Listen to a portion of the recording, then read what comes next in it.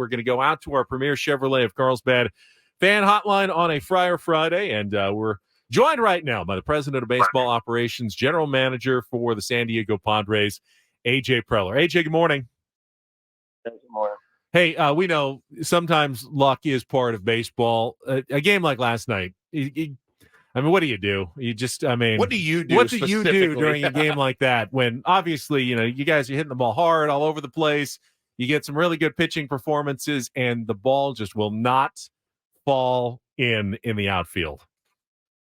Yeah, I think a lot of positives last night, and then honestly, I think that's you look at the approach, the swings, tons of hard contact. I think I think the part there, I think we all know we do that, and consistently for the next 40 games, we're gonna score a lot of runs, and we'll find the holes and get the balls either an inch fair or balls over the fence. But we do that the next 40 days. We're gonna score a lot of runs and then win a lot of games, honestly. I tweeted pretty much the same thing last night, AJ, but with the record being what it is, the sometimes languid offensive performances this season, it's kind of hard to, is it hard for you? Because I know it's hard for the fans. Is it hard for you to trust that approach and that, kind of grind it out mentality and make sure to barrel baseballs? Is it hard for you to wrap your head around that they can do that for the next 40 games?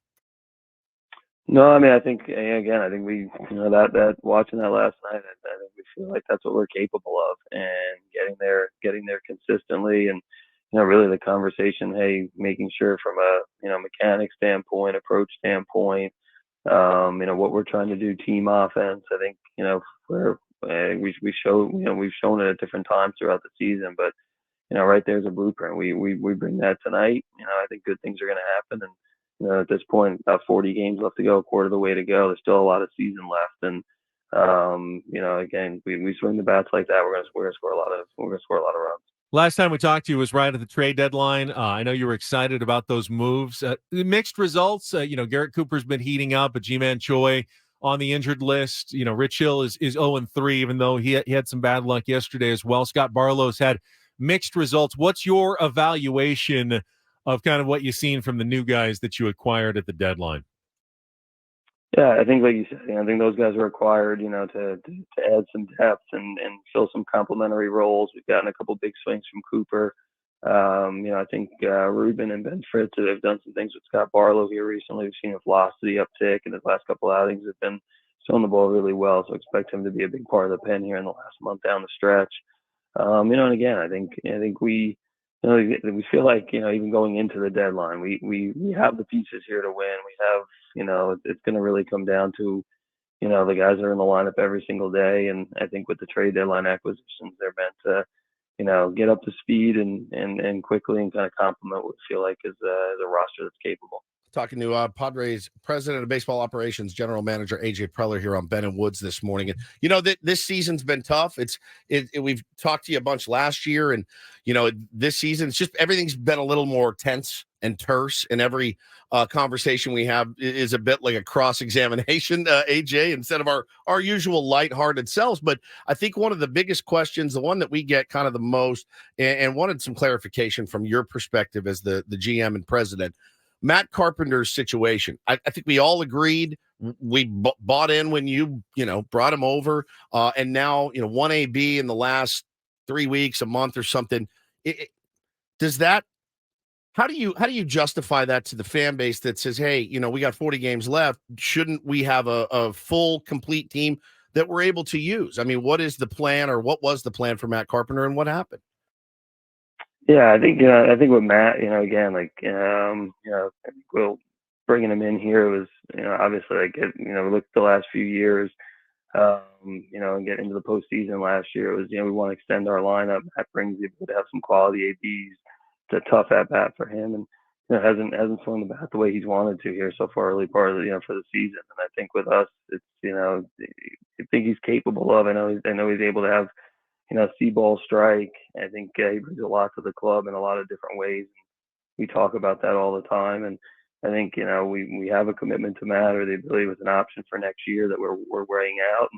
And again, we'll look at the team, and if we feel like, hey, there's an ability to we want to use that spot in a different way, we'll have that conversation. But honestly, I think there's a belief in Matt as a player, and ultimately we haven't, we made some of the deadline acquisitions, and I haven't seen the spots in the last month to give him regular playing time. But again, I think the biggest part for me, the focus with the club is still like the guys that are in there every single day that are grinding every day. That's the group that we have to get. Playing like they're capable of, and I think with Matt, it's he'll be ready. He's out there working every single day, and when we see opportunity, I know he'll be ready to go out there and perform.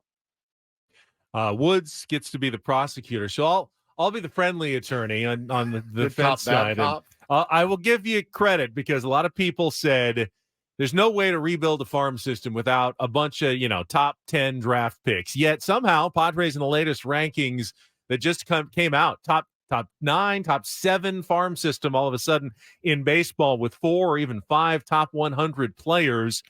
What have you seen? What's kind of gone right? Your evaluation of your farm system as it stands right now, AJ? Yeah, I mean, our scouts and our coaches do a great job. I think that's just been consistent theme really over the last 6 or 7 years here in terms of getting talent through the system. We've had different stretches where I think we'll, again, like we've graduated guys to the big leagues. We've made trades, and look up and guys like Blake Snell and Musgrove and Yu Darvish and Juan Soto and Josh Hader on the roster, and that's because in scouting development we're strong. And I think I think again, like it's a testament to that group, the ability to really the last couple of years as we've moved pieces, we've graduated guys to the big leagues, we've trying to continue to push to win at the big league level. They keep maintaining a farm system that's elite, and I think we saw it last year. Sometimes the rankings, you kind of look at that, and again, it's a measure of what the industry may feel at different times. But I think early last year we felt like, man, we have some real talent that maybe people aren't quite aware of in our system, and I think that showed through. And those guys have moved to sit through the system and done well, or guys that gave us the ability to make a couple of big deals. Same thing this year. We've had some great development this year on the minor league side. And I think that's reflected in the rankings here recently. And we feel like we have a top system, again, right now. And, some guys I think people are starting to get some recognition, and that's a good thing. And, some players starting to move their way closer to Petco here over the course of the next, 12 to 18 months. I mean, one report coming out this morning, AJ, about one prospect potentially moving closer to Petco even this season. Any truth to the Jackson Merrill to the San Diego Padres sooner than later rumor? No, I mean, I think I didn't. I think with Jackson, I think maybe people saw last night he played the outfield, so that probably starts some speculation. But no, I think with Jackson, it's really just part of it. From a development plan standpoint, giving him some ability to move around the field and really just some experiences at different spots. And again, like guys breaking into the big leagues, they'll usually can break in different spots in the lineup, maybe a different place on the field. And I think for him, he's an athlete that's versatile, and just the last few weeks he's been getting some time with Vinny Lopez in the minor league group down there, just trying at different spots, just seeing how it plays out. And this way down the road, whenever that is, if he is coming to the big league level, it just gives him some options and gives us some different things to look at as we kind of continue his development path. Well, I know he's still hitting the ball well and stole home, and that was pretty sweet right after Fernando did. But how has he handled that? I mean, I can't imagine being that young, and then they're like, "Hey, I know you've been a shortstop your whole life. Go play some first. Go play some left. Go play some right. Whatever." How has he handled that? Is that a test of sorts that you guys will put a young player through to see if they're capable of overcoming adversity and things like that, or is it just we think you're a better fit here or there?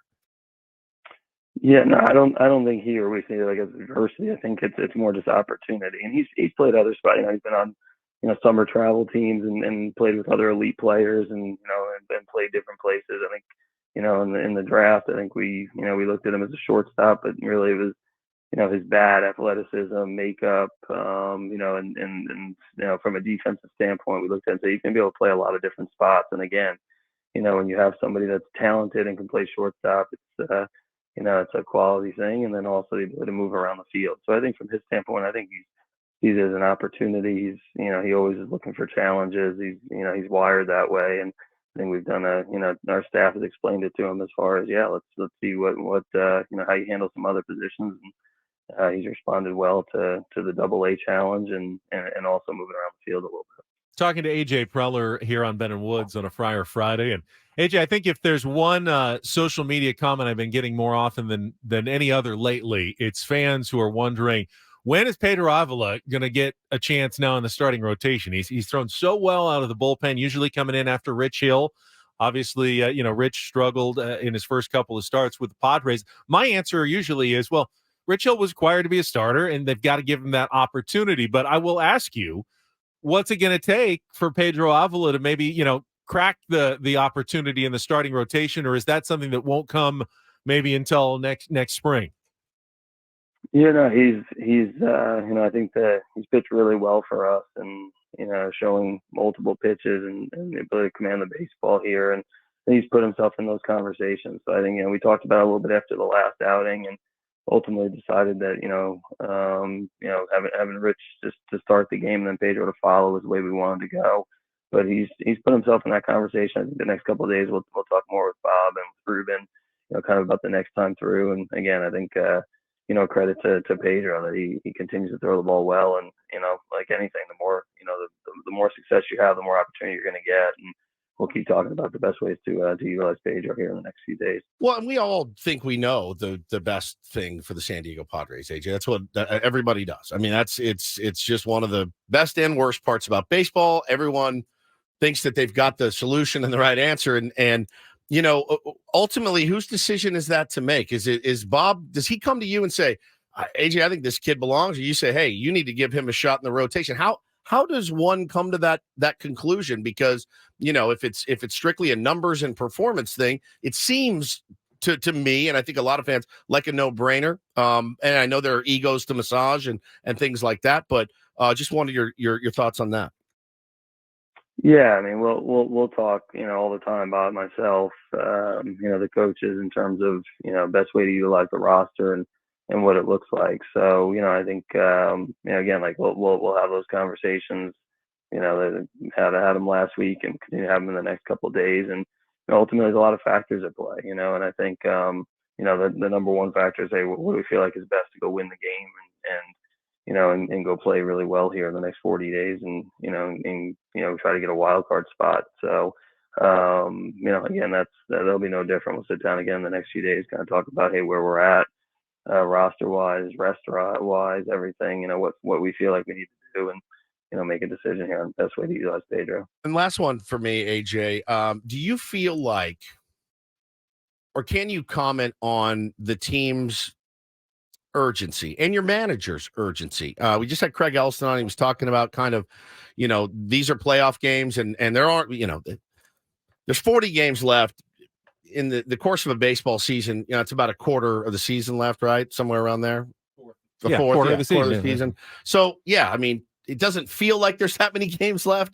That being said, do you feel like that the players are playing with and the manager is managing with enough urgency to get us where ultimately we need to be? And that's, at this point, getting a wild card and getting into the playoffs and trying to do some damage. Yeah, I think that's a good way to phrase it in terms of, 40 games left, and I think, in terms of the urgent, kind of playoff style baseball, I think, I think the way for us to look at it, these last 40 games, to treat these games like playoff, type games. And I think, one, we're going to need to do that if we're going to make up the deficit and get into the playoffs. And I think the second thing is, we get into the playoffs, we should be battle tested because we played that style of baseball here down the stretch. So we kind of put ourselves in that position. And I think, just like you guys were mentioning, I think that's probably the way that we've talked about it here internally. And, again, like that's what we're going to need to do if we're going to put ourselves in that spot here in the next 40 days. Just out of curiosity before you go, I know you can't control the weather, but there's a hurricane barreling down on San Diego, and a really good chance you might face a rainout possibly on Sunday. That does impact, though, your kind of roster decisions and your pitching matchups. Have you put any kind of advanced thought into that, and any things that you can share with us about potential plans for makeup games and what you might have to do if that does happen this weekend?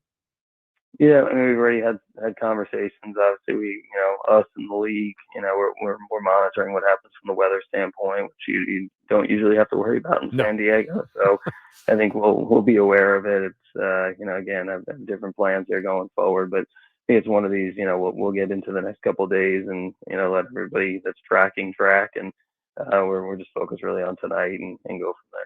It's just been a weird season for sure. I mean, this is just It another has. weird thing in a weird season, but it's not over yet. And we wish you, AJ, and the team best of luck in these last 40. Still at that time to go on a run, and we're cheering for you. Thank you so much. I appreciate it, guys. Thanks. All right, AJ Preller, President of Baseball Operations, General Manager of the San Diego Padres, on our Premier Chevrolet of Carlsbad fan hotline.